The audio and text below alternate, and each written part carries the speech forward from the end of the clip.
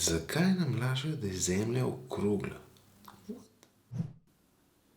Mark Zuckerberg, robot ali kuščar?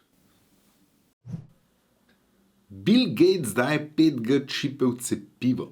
Pa dobro, no. Pa kdo si vse to zmišljuje? Že vem, Lenart Kučič bo gotovo vedel. Konec koncev ima črn pas iz raziskovanja množičnih medijev. Lenart! Jože, del batera. Živ Jože, si se ti spet kaj s kom skregal? Nič se nisem skregal, ne še. Me pa zelo matrajo dezinformacije tipa ravna zemlja, čipi v cepivu.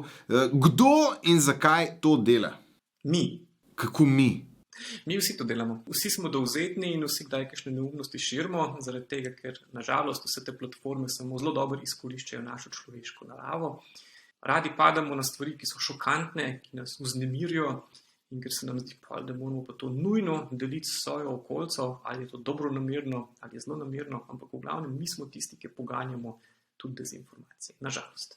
Res pa je, da poleg teh nas običajnih smrtnikov so tukaj zadnji pa seveda kot vedno tudi in določene politične skupine in določene interesne skupine, ki pa to delajo zelo načrtno, skoraj industrijsko, tako da zaprejo mnogo ljudi v eno take pisarne in dajo tako navodila, pa rečejo, no, ti, ki si zdaj tukaj frešno zaposlen, tukaj imaš še par avatarjev, na enem avatarju, oziroma nek boš ena taka katoliška punca, nekje boš ena starejša gospa, nek boš en gospod, ki rad hodi v cerkev, nek boš pa, zaradi mene, lahko tudi gospod, ki bi najrajši začel novo komunistično revolucijo. In pa dobiš scenarij, kako se moraš obnašati, kaj ljudi jezi, lahko se tudi sam s sabo kregaš, pa pol gledaš ljudi od spodaj, ki ti komentirajo ene in druge. Skratka, obstajajo oboje.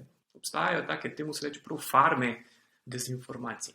In kaj lahko jaz naredim kot posameznik? Kako se lahko zaščitim? Prva stvar, ki je, da so tukaj enake opozorilne lučke kot pri reklamah, kar pomeni, če je nekaj ekskluzivno, samo zate, posebno, izjemno, šokantno, grozno in podobno, pa najbrž ni res. Kar pomeni, nažalost, so stvari zapletene, kompleksne in dostikrat bolj dolgočasne in ne. Kar pomeni, takoj, če samo največje te vse, kar je z neonskim napisano, pa če so hudi pridevniki, pa če so slovnične napake in ne vem kaj, pa lahko mirno ignoriraš. Kar pomeni, da lahko velik del internetnega smetja ignoriraš že samo potem, da pač odstraniš velike pridevnike in da zadeva zgleda precej nepismeno. Mislim, to je najbolj taka preprosta stvar. Seveda je pa super, da ti pri tem tudi kdo pomaga. In tukaj večkrat uporabim to primerjavo z zdravo hrano, kar pomeni, ni pomembno samo, da ti v šoli ali pa širše zveš, kaj je dobro zate, ampak se je poleg tega treba tudi nekako držati in pa mora ti biti na voljo. Kar pomeni, ni dosti samo reči, ja, gledajte vse te slabe informacije, ampak mora biti tudi dobre informacije in seveda mora biti ljudje tudi izobraženi, da znajo eno in drugo ločiti in pa morajo imeti možnost, da to tudi naredijo. Zaradi tega, ker nažalost, tako kot pri industriji hrane, imajo tisti, ki reklamirajo sladko, slano in mastno, ponavadi mnogo več denarja, kot tisti, ki reklamirajo pač korenček. Kako se pa proti temu borimo na nivoju družbe, recimo na nivoju Evropske unije? Ja, Evropska unija je najkasneje z Brexitom videla, da je stvar resna, zaradi tega, ker tam se je totalno podcenjevalo to propagandno mašinerijo, ki je na koncu verjetno tudi odločila, da se je Britanija takole spektakularno poslovila in so začeli temu namenjati več pozornosti, ampak se bojim, da se malo preveč ukvarjajo z blaženjem posledic, ne pa z odpravljanjem vzrokov. Vzroki so pa zelo enostavni in to je, da se nažalost to, o čemer se pogovarjava, dezinformacije vsem splačajo.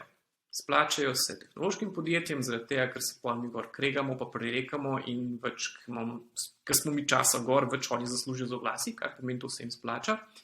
In pa splača se politikom, zaradi tega, ker so ugotovili, da če pač fino lažejo v medijih ali pa na družabnih omrežjih, to mnogo več pozornosti pobere, kot če bi govorili tako tehtno pa razlagali kompleksne teme. In na kakšen način bi pa lahko EU udarila po žepu? Ja, pač z regulacijo, tega se najbolj bojijo platforme in pa z več politične odgovornosti, tega se pa najbolj bojijo taki politiki. Lenart, hvala za tale pogovor. No, ti pa naslednjič, ko boš v skušnjavi, da spet komu kaj razlagaš od 5G-ja pa od CPU pa tole, samo ne tega narediti, globoko vdihni pa temu zameni. In če bojo to ljudje tudi na internetu počeli, pa se bo zadeva mečken ustavila. Lenart, to je najboljši nasvet, ki sem ga letos slišal. To bi morali na plakate. Hvala. Ajde, čau.